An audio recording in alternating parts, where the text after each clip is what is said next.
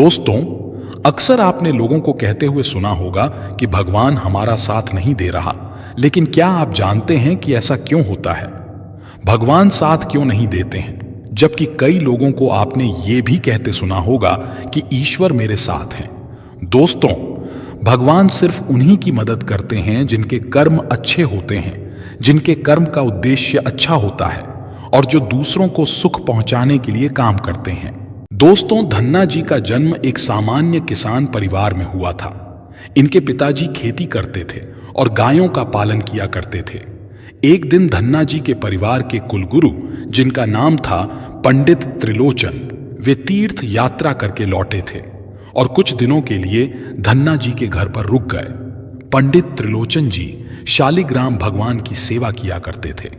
वो बड़े भाव से भगवान शालिग्राम की शिला की सेवा करते थे। उनको पुष्प चढ़ाते, उन्हें भोग लगाते और भगवान को भोग लगाने के बाद ही वो भोजन ग्रहण करते थे। बालक धन्ना पंडित जी को ये सब करते हुए देखता था। उसे भगवान की सेवा बड़ी अच्छी लगती थी। जब पंडित जी भगवान की सेवा करते तो धन्ना को बड़ा ही सुकून मिलने लगता। कुछ दिनों के बाद जब पंडित जी जाने लगे, तब बालक धन्ना पंडित जी से शालिग्राम भगवान के लिए जिद करने लगा। कहने लगा कि मुझे ठाकुर जी चाहिए। परंतु पंडित जी अपने ठाकुर जी छोटे से बालक को कैसे दे सकते थे? धन्ना जी को उनके माता पिता ने बहुत समझाया, परंतु धन्ना जी नहीं माने। अंत में लोगों ने पंडित जी से कहा कि ये तो बालक है, इसे शालिग्राम जैसा कुछ और देकर के बहला फुसला दो। अगले दिन पंडित जी नदी में स्नान करने गए। वहां से वो एक गोल मटोल थोड़ा बड़ा सा काले रंग का पत्थर ले आए। वो धन्ना जी के पास आकर बोले, मैं तुम्हें अपने ठाकुर जी को दे दूंगा, लेकिन मेरे पास दो ठाकुर जी हैं, बड़े ठाकुर जी और छोटे ठाकुर जी। तुम्हें कौन से ठाकुर जी चाहिए? धन्ना जी ने झट से जवाब दिया, मुझे तो बड़े ठाकुर जी चाहिए। पंडित जी भी यही चाहते थे। तब पंडित जी ने धन्ना जी को वो बड़ा काला पत्थर बड़े ठाकुर जी बताकर दे दिया। अब ठाकुर जी को पाकर धन्ना जी बहुत प्रसन्न हो गए, बड़े खुश हो गए। वो बड़े भाव से उनकी सेवा करने लगे। जब धन्ना जी गाय चराने खेतों की तरफ जाते तो ठाकुर जी को अपने साथ ले जाते। धन्ना जी की मां ने उनको बाजरे की रोटी, साग, अचार और गुड़ खाने के लिए दिया। अब धन्ना जी ने भी निश्चय किया कि वो भी पंडित जी की तरह ही ठाकुर जी को जब तक भोग नहीं लगाएंगे और जब तक ठाकुर जी को खिला नहीं लेंगे, तब तक वो खुद भी भोजन नहीं करेंगे। धन्ना जी जब खेत में पहुंचे तो प्रेम से ठाकुर जी को पुकार कर कहने लगे कि ठाकुर जी, जब तक आप भोग नहीं खाएंगे तब तक मैं भी भोजन नहीं करूंगा। धन्ना जी ने निश्चय किया कि जब तक ठाकुर जी प्रकट होकर भोग नहीं लगाते, वो भी भोजन का एक टुकड़ा भी ग्रहण नहीं करेंगे। जब ठाकुर जी ने भोग नहीं लगाया तो धन्ना जी ने शाम को वो रोटी गाय को खिला दी। 3 दिन तक ऐसा ही चलता रहा। न ठाकुर जी भोग लगाते और न धन्ना जी भोजन करते। चौथे दिन की बात है, धन्ना जी की माता फिर से रोटी लेकर आई। अब धन्ना जी खेतों में जाकर जोर जोर से रोने लगे और ठाकुर जी से गुहार लगाने लगे।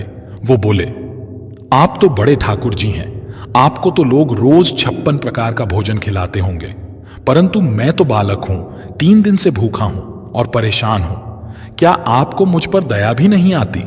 मुझ पर दया करके ही थोड़ा सा भोग लगा लो, जिससे मैं भी कुछ खा सकूं, क्योंकि पंडित जी ने कहा था कि आपको खिलाए बिना मैं कुछ नहीं खा सकता, इसीलिए पहले आप खा लो, इसके बाद ही मैं खाऊंगा। धन्ना जी के भोलेपन से की गई प्रार्थना को सुनकर भगवान श्री कृष्ण साक्षात प्रकट हो गए। अपने ठाकुर जी को देखकर धन्ना जी बहुत प्रसन्न हो गए। उन्होंने ठाकुर जी को मां की दी हुई बाजरे की रोटी, साग और गुड़ खाने को दे दिया। ठाकुर जी बड़े चाव से रोटी खाने लगे। 4 रोटी में से 2 रोटी ठाकुर जी ने खा ली। अब ठाकुर जी तीसरी रोटी खाने लगे। तब धन्ना जी ने उनका हाथ पकड़ लिया और कहा, सारी रोटियां आप ही खा जाएंगे क्या? मुझे भी तो भूख लगी है, तो मैं कैसे खाऊंगा? मैं तो 4 दिनों से भूखा हूं, मैंने कुछ भी नहीं खाया है।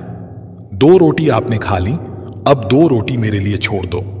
इसके बाद ठाकुर जी मुस्कुराने लगे और बची हुई 2 रोटियां धन्ना जी ने खाई, जो ठाकुर जी ने छोड़ी थीं। अब तो उनका ये रोज का नियम बन गया था। धन्ना जी जब भी गाय चराने जाते तो भोजन खेत में जाकर ठाकुर जी के साथ ही करते थे। एक दिन ठाकुर जी ने धन्ना जी से कहा कि तुम रोज मुझे रोटी खिलाते हो, मैं मुफ्त में रोटी नहीं खाना चाहता था, मैं तुम्हारा कोई काम कर दिया करूंगा। धन्ना जी ने कहा, मैं तो बालक हूं, केवल गाय ही चरात हूं, मैं आपको क्या काम बता सकता हूं। तब ठाकुर जी ने कहा कि मैं तुम्हारी गाय ही चरा दिया करूंगा। उस दिन के बाद से ठाकुर जी धन्ना जी की गाय चराने लगे।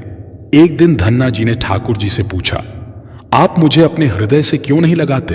तब ठाकुर जी ने कहा, मैं तुम्हें प्रत्यक्ष हो गया हूं, लेकिन पूरी तरह से मैं तब मिलता हूं जब कोई सद्गुरु जीव को अपना लेता है। अभी तुमने अपने किसी गुरु की शरणागति ग्रहण नहीं की है, इसीलिए मैं तुम्हें अपने हृदय से नहीं लगा सकता। तब धन्ना जी बोले, मैं तो जानता नहीं कि गुरु किसे कहते हैं, फिर मैं अपना गुरु कैसे बनाऊं? ठाकुर जी बोले, काशी में जगत गुरु श्री रामानंदाचार्य मेरे ही स्वरूप में विराजमान हैं, तुम जाकर उनकी शरण ग्रहण करो। ठाकुर जी के कहने के अनुसार धन्ना जी ने काशी जाकर रामानंदाचार्य जी की शरणागति कर ली। उस समय धन्ना जी की आयु लगभग 15-16 साल के आसपास थी। श्री रामानंदाचार्य जी ने धन्ना जी को अपने शिष्य के रूप में स्वीकार कर लिया और उन्हें आदेश दिया कि अब तुम अपने घर चले जाओ। धन्ना जी बोले, गुरु जी, अब मैं घर नहीं जाना चाहता, आप मुझे घर जाने का आदेश क्यों दे रहे हैं? गुरु जी बोले, अगर तुम यहां रहकर भजन करोगे तो केवल तुम्हारा ही कल्याण होगा, लेकिन अगर तुम अपने घर जाकर खेती किसानी करते हुए, अपने माता पिता की सेवा करते हुए भजन करोगे तो तुम्हारे साथ कई जीवों का उद्धार हो जाएगा। गुरु जी की आज्ञा के अनुसार धन्ना जी घर लौट आए। इसके बाद जैसे ही धन्ना जी घर पहुंचे, ठाकुर जी ने उन्हें अपने हृदय से लगा लिया। इसके बाद धन्ना जी खूब संतों की सेवा करने लगे। जब भी उनके गांव में कोई साधु संत आता, धन्ना जी उन्हें अपने घर में ले आते और बड़े प्रेम से उनकी सेवा करते, उन्हें भोजन खिलाते। संतों की सेवा करने के कारण अब उनके घर दूर दूर से साधु संत आने लगे। धन्ना जी सभी का बड़े प्रेम से सत्कार करते और उन सभी को भोजन खिलाते। एक दिन की बात है, धन्ना जी के पिता ने धन्ना जी से कहा कि देखो भाई, हम लोग गृहस्थ हैं, यदि महीने में एक आध बार कोई साधु आ जाए तो हम उसकी सेवा भी कर दें और उन्हें भोजन भी करवा दें, लेकिन तुम्हारी इन साधुओं से ऐसी दोस्ती हो गई है कि हर दूसरे दिन कोई ना कोई साधु चला आता है और अपने साथ एक दो और को भी ले आता है। ये ठीक नहीं है। हम अपनी खेती बाड़ी का काम करें या इन साधुओं की सेवा करें। तुम तो अभी बालक हो, कुछ कमाते नहीं हो, तुम्हारा पालन पोषण भी हम ही करते हैं और ऊपर से तुम साधुओं को बुला लाते हो। इस प्रकार इन निठल्ले साधुओं की सेवा करना ठीक नहीं है। इसलिए एक बात कान खोलकर सुन लो, आज के बाद यदि तुम किसी भी साधु को लेकर घर आए तो मैं तुम्हें घर में नहीं घुसने दूंगा। तुम्हें साधु की सेवा करनी है तो पहले कुछ कमाई करो, फिर अपनी कमाई से साधु की सेवा करना। पिताजी की बात सुनकर धन्ना जी उदास हो गए और चुपचाप खड़े हो गए। तब पिताजी ने धन्ना को डांटते हुए कहा, आज के बाद किसी साधु को घर में लेकर के मत आना और जाओ खेतों में गेहूं बोकर आओ। खेत तैयार है, बोरी में गेहूं का बीज रखा है, इसे बैलगाड़ी में ला दो, ले जाओ और खेत में बो दो। धन्ना जी ने बैलगाड़ी में गेहूं रखे और खेत में बोने के लिए चल दिए। धन्ना जी थोड़ी ही दूर चले थे कि उन्हें मार्ग में कुछ साधुओं की टोली आती दिखाई दी। धन्ना जी ने बैलगाड़ी से उतरकर उन साधुओं को साष्टांग प्रणाम किया। संतों ने धन्ना जी को आशीर्वाद दिया और पूछा, बेटा, इस गांव में धन्ना जी का कौन सा घर है? सुना है वो जगत गुरु रामानंदाचार्य के शिष्य हैं और बहुत छोटी सी उम्र में उन्होंने भगवान के दर्शन प्राप्त कर लिए हैं।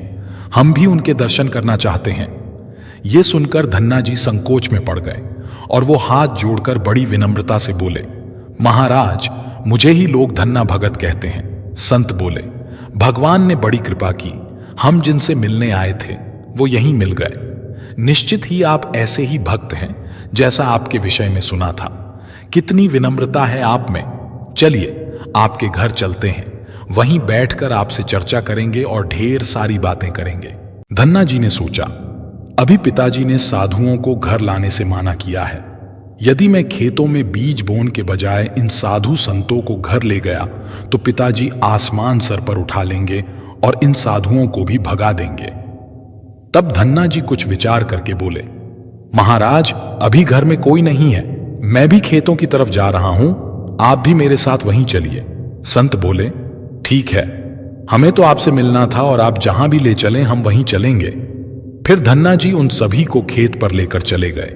खेत में एक पेड़ के नीचे बने हुए चबूतरे पर साधुओं को बैठाकर बोले, महाराज, आप यहीं पर कुछ देर तक विश्राम कीजिए, तब तक मैं आपके लिए भोजन पानी की व्यवस्था करता हूं। इतना कहकर धन्ना जी वहां से बैलगाड़ी लेकर के चले गए।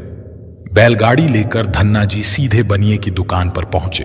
वहां पर उन्होंने बैलगाड़ी में जो भी बीज गेहूं खेत में बोने के लिए रखे था उसे बनिए को बेच दिया और उसी से दाल चावल और जो भी खाना बनाने वाला सामान था सब खरीद लिया। सामान लेकर धन्ना जी खेत पहुंचे। वहां पर संतों के साथ मिलकर बहुत बढ़िया दाल चावल और प्रसाद बनाया। भगवान को भोग लगाने के बाद बड़े प्रेम से संत और धन्ना जी ने बैठकर भोजन किया।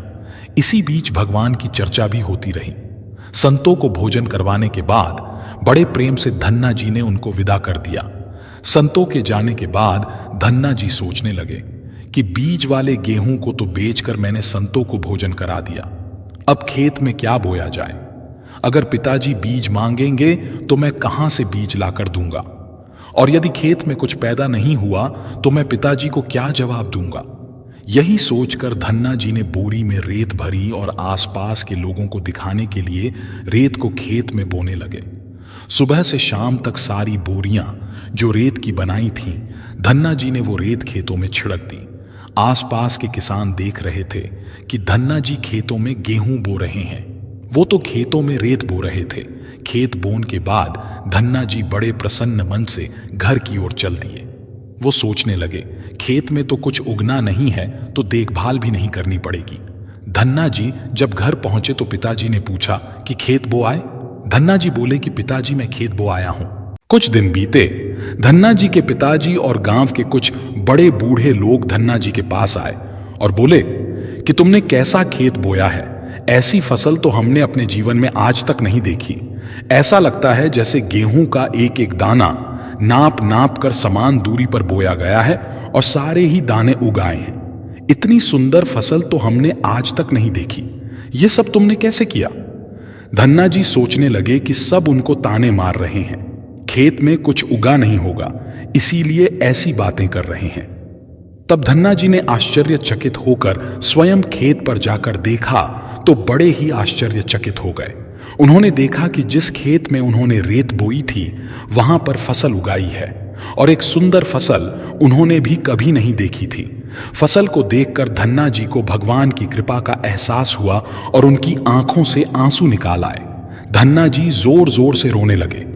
जब धन्ना जी के पिता और अन्य गांव वालों ने रोने का कारण पूछा तब धन्ना ने रोते हुए सारी घटना कह सुनाई। धन्ना जी बोले, पिताजी, जब आपने संतों को घर लाने के लिए मना किया था और खेत बोने के लिए गेहूं दिया था, उसी दिन मुझे मार्ग में कुछ संत मिले थे। मैं उन संतों को अपने घर नहीं लाया और खेत पर ही ठहराकर जो गेहूं मैंने बीज बोने के लिए लिए थे वो सब बनिए की दुकान पर बेचकर संतों को भोजन करवा दिया। इसके बाद मैंने लोगों को दिखाने के लिए खेत में रेत को बो दिया। फिर ये फसल कैसे हो गई ये मुझे नहीं मालूम। धन्ना जी की बात सुनकर उनके पिताजी की आंखों में आंसू आ गए और वो बोले, मेरा धन्य भाग्य जो मेरे घर में ऐसे पुत्र ने जन्म लिया। आज के बाद हम तुम्हें रोकेंगे नहीं। खूब साधु को बुलाओ, संतों की सेवा करो, हम तुम्हें अब कभी मना नहीं करेंगे। आज से मैं भी भगवान की भक्ति किया करूंगा और तुम्हारे साथ संतों की सेवा करूंगा। इसके बाद धन्ना जी और उनके परिवार वाले खूब संतों की सेवा करने लगे। कुछ समय बाद धन्ना जी की उगाई हुई फसल को काटने का समय आ गया। उस समय उतने ही आकार की खेती से 50 गुना ज्यादा गेहूं निकला। ये गेहूं इतना ज्यादा था कि उसे रखने तक की जगह नहीं बची थी। गांव के सभी लोग धन्ना जी की फसल देखकर आश्चर्यचकित हो गए। अब धन्ना जी और उनका परिवार अपनी क्षमता के अनुसार खूब संत की सेवा और भगवान की भक्ति करने लगे। उनके घर हमेशा साधु संतों की भीड़ लगी रहती था। अब धन्ना जी जब भी खेतों में फसल बोते हर बार ऐसे ही फसल होने लगी। अब धन्ना जी अपने गांव के बड़े किसान बन गए। गांव के सभी लोग धन्ना जी को चमत्कारी संत मानने लगे और उनके खेतों की मिट्टी को भी चमत्कारी मानने लगे। अब जिन लोगों के खेतों में पर्याप्त फसल नहीं होती तो वो लोग धन्ना जी के खेतों की मिट्टी ले जाकर अपने खेतों में छिड़क लेते, जिससे उनकी फसल भी अच्छी होने लगी। चारों तरफ धन्ना जी की जय जयकार होने लगी। एक बार भगवान ने धन्ना जी की परीक्षा लेनी चाहिए। धन्ना जी के गांव में अकाल पड़ गया। धन्ना जी बड़े किसान थे, उनके पास बहुत खेती थी और अन्न के भंडार भरे थे। अकाल के कारण उनके गांव और आसपास के क्षेत्र के ब्राह्मण संत, गरीब और जरूरतमंद लोग धन्ना जी के पास मदद की उम्मीद से आने लगे। धन्ना जी भी उन्हें दोनों हाथों से भंडार लुटाने लगे। कभी कोई जरूरतमंद उनके घर से खाली हाथ नहीं लौटता। धीरे धीरे धन्ना जी का अन्न भंडार समाप्त होने लगा, परंतु धन्ना जी ने निश्चय किया कि जब तक उनका सामर्थ्य है वो किसी भी जरूरतमंद को निराश नहीं करेंगे और सब कुछ बेचकर लोगों की मदद करेंगे। धन्ना जी की संत सेवा से प्रसन्न एक दिन उनके पास संत के भेष में स्वयं ठाकुर जी आ गए।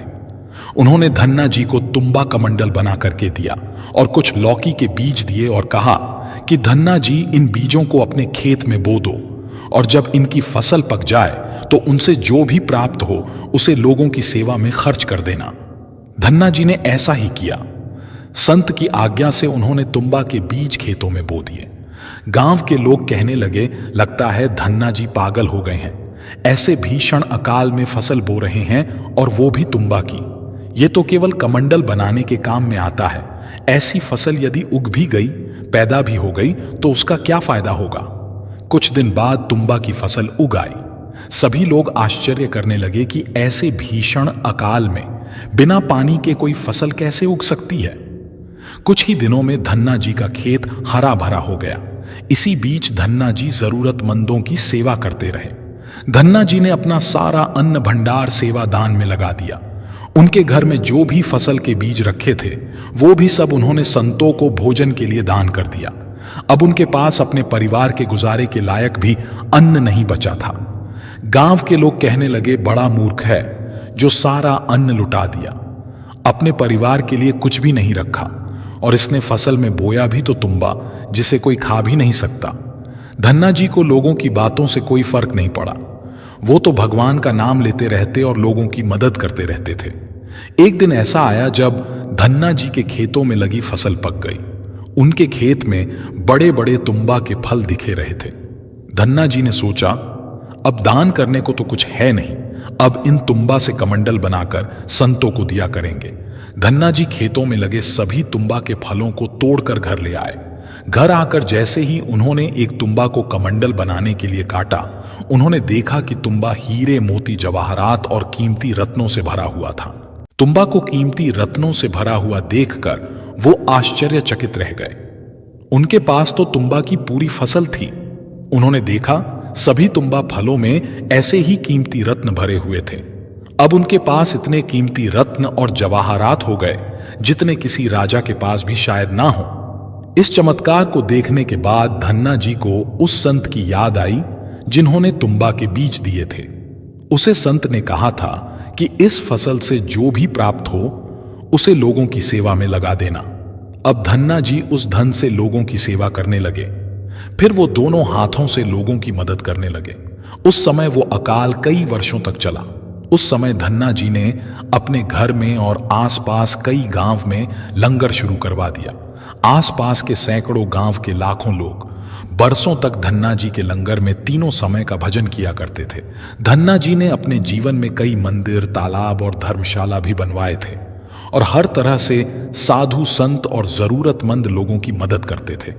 लोग धन्ना जी को धन्ना सेठ कहकर बुलाने लगे। धन्ना जी जैसा धनी आज तक कोई नहीं हुआ। वो धन और मन दोनों से धनी थे। आज भी उनके नाम पर धनी लोगों को धन्ना सेठ की पदवी दी जाती है और कहा जाता है, क्या तुम धन्ना सेठ हो गए हो? दोस्तों, यदि भगवान की कृपा जिस व्यक्ति पर हो जाए और उनका आशीर्वाद जिनको प्राप्त हो जाए, उनके लिए जीवन में कुछ भी असंभव नहीं होता। दोस्तों, कोई चाहे कितनी भी धन दौलत का संग्रह कर ले, लेकिन यदि परमात्मा की इच्छा नहीं है तो आप उस धन से सुख नहीं पा सकते। यदि लाख प्रयास करने के बाद भी जीवन में दुख है, असंतोष है, तो समझ लीजिए कि भगवान की भी यही मर्जी है। हो सकता है भगवान ने आपका थोड़ा सा अहित करके आपको बहुत बड़ा लाभ देने की योजना बनाई हो, लेकिन हम अज्ञानी लोग यही सोचते हैं कि भगवान हमारी कुछ मदद नहीं करता। दोस्तों, ये कहानी खास उन लोगों को जरूर सुननी चाहिए जो भगवान पर विश्वास नहीं करते और भगवान को मानते नहीं। किसी गांव में एक लकड़हारा अपनी पत्नी, बच्चे साथ और मां के साथ रहता था। वो लकड़हारा दिन भर जंगल में लकड़ियां काटता था और उन लकड़ियों को बाजार में ले जाकर बेचता था। उससे जो भी धन मिलता था उसी से अपना और परिवार का खर्च चलाता था। इसके बाद जो भी उसके पास समय शेष बचता था उसमें वो लकड़हारा प्रभु का ध्यान करता था।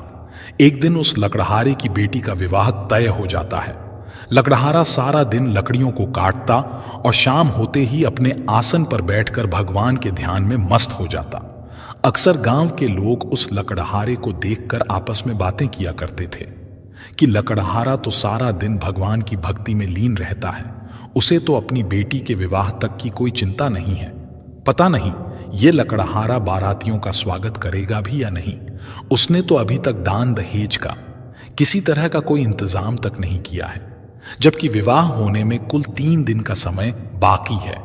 लकड़हारे की मां को जब पता चला कि उसके बेटे के बारे में लोग इस तरह की बातें कर रहे हैं, तो एक दिन वो रोते हुए उस लकड़हारे के पास पहुंची। वो कहने लगी कि बेटा, तुम सारा दिन भगवान के नाम का जाप करते रहते हो।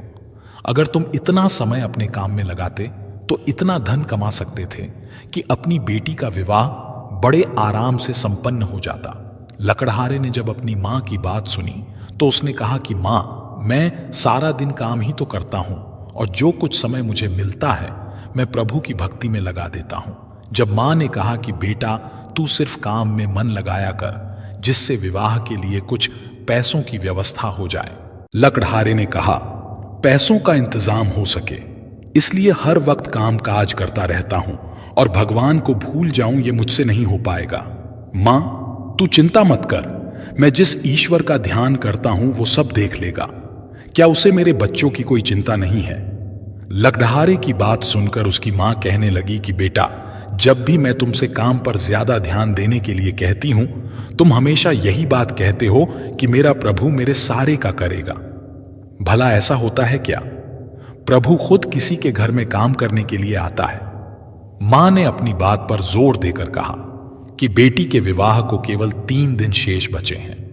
ना तो घर में एक पैसा है और ना ही बच्चों के पास कोई कपड़े हैं। अब बता, तेरा भगवान ऐसी स्थिति में क्या करेगा? उसी समय मां अपने कमरे में गई और थोड़ी सी कुछ चीजें उसके पास रखी हुई थीं। पुरानी धरोहर वो लेकर आई और बोली कि ले, ये कुछ चीजें मैंने तुझसे छुपाकर अपने पास रखी थीं ताकि तू किसी साधु संत को सब दान में ना दे दे। अब ये मैं तुम्हें दे रही हूं। ये सोने और चांदी की चीजें ले जाकर बाजार में बेच आओ और उससे जो कुछ भी पैसे मिलेंगे उससे अपने बच्चों के लिए और अपने लिए नए कपड़े बनवा लो। मां की बात सुनकर लकड़हारा मां के द्वारा दी हुई वस्तुओं को लेकर बाजार के लिए निकल जाता है। अभी वो कुछ दूर ही चला था कि रास्ते में उसको एक साधु मिल गया। उसने लकड़हारे से कहा कि मुझे उस लकड़हारे का घर बता दीजिए जो हर आने जाने वाले की सेवा करता है, मैं उससे मिलना चाहता हूं। लकड़हारे ने कहा कि बताइए आपको चाहिए। उस साधु ने कहा कि मेरे पास कपड़े नहीं हैं, इसलिए मैं चाहता हूं कि मुझे थोड़े से कपड़े मिल जाएं। आप उसका घर बता दीजिए ताकि मैं उसके घर जाकर उससे कपड़े ले आऊं। लकड़हारे ने सोचा, अगर ये साधु मेरे घर गया और कहीं मेरी मां ने इनको कुछ अपशब्द कह दिए तो सब गड़बड़ हो जाएगा। इसीलिए उसने साधु से कहा कि भगवान, आप थोड़ी देर तक यहीं बैठिए, मैं बाजार जाकर आता हूं और आपके लिए वस्त्र लाकर देता हूं। वह लकड़हारा बाजार गया और अपनी मां के द्वारा दी हुई जो भी वस्तुएं थीं उनको बेचकर उससे कपड़े लिए और लाकर के उस संत को दे दिए। लकड़हारे ने साधु को सारे कपड़े तो दे दिए, पर रास्ते में सोचने लगा कि अब मैं घर जाकर अपनी मां को क्या जवाब दूंगा। मेरे पास तो एक भी पैसा नहीं है। लकड़हारे ने विचार किया कि अब वो घर ही नहीं जाएगा और वो जाकर गंगा के किनारे बैठकर भगवान का ध्यान करने लगा। ईश्वर की भक्ति में लीन हो गया। वो भगवान के आगे विनती करने लगा और कहने लगा कि हे प्रभु, मैंने सारी जिंदगी तुम्हारे भरोसे पर ही काटी है और मैंने हमेशा लोगों से कहा है कि भगवान पर भरोसा रखो। जो भगवान पर भरोसा करता है प्रभु उसके सारे काम करता है। पर आज मेरी बेटी का विवाह है, कृपा करके मेरे काम में आप सहायक हों। सुबह का समय था। लकड़हारे की मां बहुत चिंता में डूबी थी। एक तरफ सगे संबंधियों का आना शुरू हो गया था और दूसरी तरफ मां अपने पुत्र का इंतजार कर रही थी। इतने में उसे एक आवाज सुनाई दी, मां दरवाजा खोलो। खुशी से दौड़ती हुई उसकी मां जब बाहर गई तो देखा कि उनका पुत्र लकड़हारा बैलगाड़ी पर विवाह के लिए बहुत सारा सामान लादकर सामने खड़ा है। उसको देखकर मां हैरान होकर पूछने लगी कि बेटा, ये सारा सामान तुम कहां से लेकर आए हो? लकड़हारे ने कहा कि मां, तूने जो मुझे वस्तुएं दी थीं उसी को बेचकर लाया हूं। एक रईस व्यक्ति ने जब मुझसे पूछा तो मैंने अपनी बेटी के विवाह के बारे में उसे सब कुछ बता दिया। तब उसने बहुत महंगे दामों में उसे खरीद लिया और उन्हीं पैसों से बच्चों के लिए बहुत से बढ़िया कपड़े में खरीद कर लाया हूं। बेटे की बात सुनकर मां हैरान होकर सोचने लगी कि मेरे बेटे के पास बादशाहों वाले कपड़े कहां से आए। जरूर किसी से इसने कर्ज लिया होगा। उन्होंने लकड़हारे से कहा कि हमने सारी जिंदगी लकड़ी का काम किया है, आज तक इतने पैसे नहीं कमाए। सिर्फ इतनी सी वस्तु बेचने से तुम्हें इतने पैसे कैसे मिल गए? मां की बात सुनकर लकड़हारा कहने लगा कि मां, इसमें तू जरा भी शंका मत कर। तूने मुझे जो वस्तुएं दी थीं वो बहुत महंगे दामों में बिकी हैं, मेरा विश्वास करो। इतना कहकर उस लकड़हारे ने सारा सामान अपने घर पर रख दिया। कुछ समय के बाद जैसे ही बारात आई तो बड़े ही शाही अंदाज से उनका स्वागत किया गया। उन्हें किसी प्रकार की कोई कमी नहीं होने दी गई। पूरा गांव विवाह के अवसर पर उस लकड़हारे के घर में पहुंच गया और कुछ तो ऐसे लोग भी थे जो सिर्फ उस लकड़हारे की इज्जत उछलते हुए देखना चाहते थे। लेकिन जब सगे संबंधियों और गांव वालों ने शाही शादी देखी तो बड़े हैरान हो गए। आपस में बातें करने लगे कि आज तक हमने कभी ऐसी शादी नहीं देखी जिसमें इतना दान दहेज दिया गया हो और इतनी मिठाइयां और पकवान बने हों। लकड़हारे ने तो कमाल ही कर दिया। इस तरह से सभी लोग उसकी प्रशंसा करने लगे। विवाह के समय जब बारातियों को भोजन परोसा जा रहा था तो उनके झूठे बर्तन वो लकड़हारा खुद उठाने लगा और एक स्थान पर रखते जा रहा था। लकड़हारे को ऐसा करते हुए देखकर उसकी मां ने उसकी बांह पकड़कर कहा कि तुम बेटी के पिता हो, सभी बाराती तुमको देख रहे हैं, इसलिए ये काम छोड़ दो। पर लकड़हारे ने कहा कि मां, आज मेरा मन चाहता है कि मैं कुछ सेवा करूं। तब उसकी मां कहने लगी कि बेटा, तू कैसी बातें कर रहा है?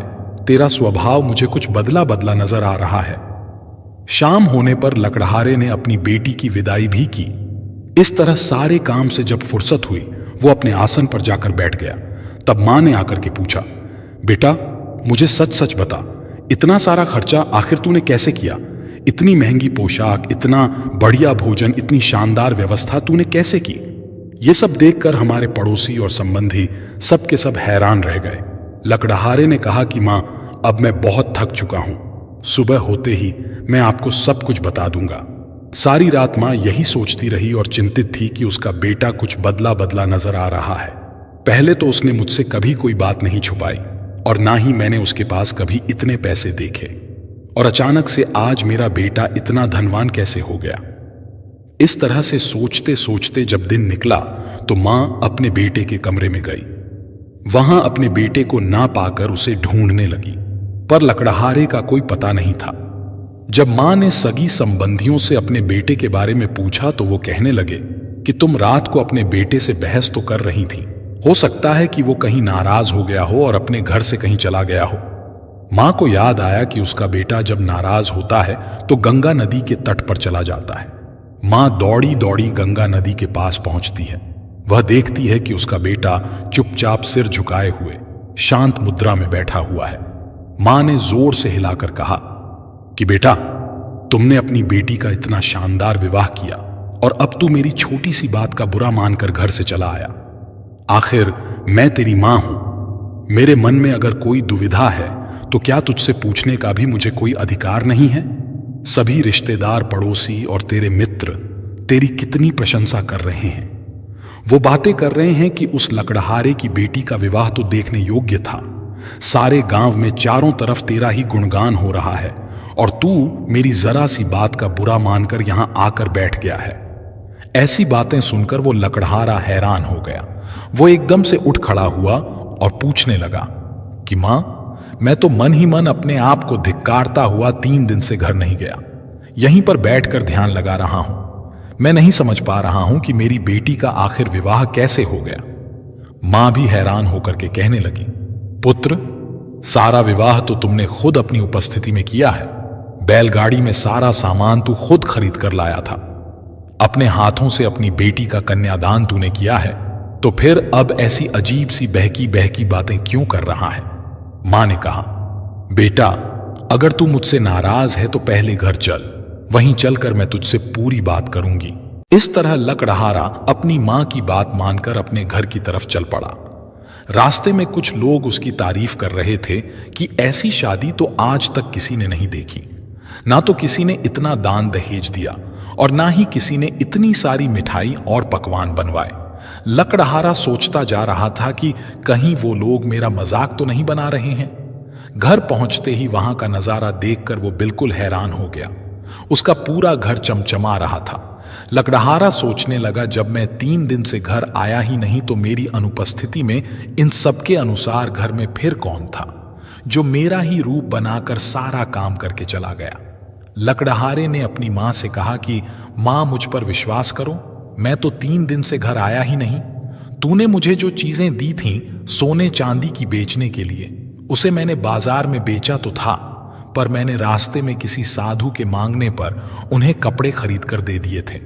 इसके बाद जब मेरी जेब में 1 पैसा भी नहीं बचा तो मैं फिर किस तरह से अपने घर को आता और बेटी के ससुराल वालों को क्या जवाब देता?